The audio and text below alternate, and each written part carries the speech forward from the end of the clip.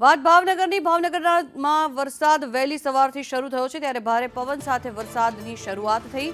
મઢિયા, સનેશ અને સવાઈનગરમાં પણ વરસાદી માહોલ જામ્યો છે। કાળા તળાવ અને સિદ્ધસર અને અકવાડામાં પણ વરસાદ વરસ્યો અને વરસાદ પડતા વાતાવરણમાં ઠંડક પ્રસરી છે। ભાવનગરના આ દ્રશ્યો કે જેમાં વહેલી સવારથી જ ભારે પવન અને ગાજવીજ સાથે વરસાદની શરૂઆત થઈ ગઈ છે અને આસપાસના ગ્રામ્ય વિસ્તારોમાં પણ મેઘરાજા મન મૂકીને વરસતા હોય તેવું નજરે પડી રહ્યું છે। વધુ માહિતી મેળવીએ સંવાદદાતા મયુર દવે જોડાયા છે આપણી સાથે। મયુર, શું પરિસ્થિતિ છે ભાવનગરની જ્યારે વરસાદ વરસી રહ્યો છે, આસપાસના ગ્રામ્ય વિસ્તારોમાં પણ વરસાદ છે?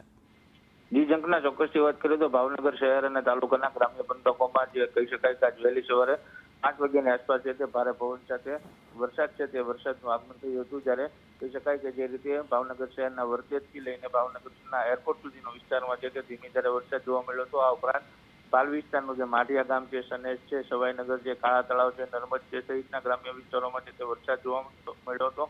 આ ઉપરાંત ભાવનગરના ગ્રામ્ય વિસ્તારમાં નારી, સિચ્છર, અકવાડા, અદેવાડા, અવાણિયા સહિતના ગામો છે તેમાં પણ વરસાદ છે તે જોવા મળ્યો હતો। આ ઉપરાંત ઘોઘાના ગ્રામ્ય પંથકોમાં વાળુકર, નાના ખોખરા, મોટા ખોખરા, ખરકડી સહિતના વિસ્તારોમાં જે છે તે વરસાદ વરસ્યો હતો। વહેલી સવારે શહેર અને ગ્રામ્યમાં ધીમી ધારે વરસાદ શરૂ થતા વાતાવરણમાં પણ ઠંડક પ્રસરી હતી। આ ઉપરાંત કહી શકાય કે જે વહેલી સવારે બહારગામ જવા જે લોકો નીકળ્યા હતા તે લોકો પણ સવારે વરસાદમાં ભીંજાયા હતા। જી આભાર મયુર સમગ્ર માહિતી બદલ।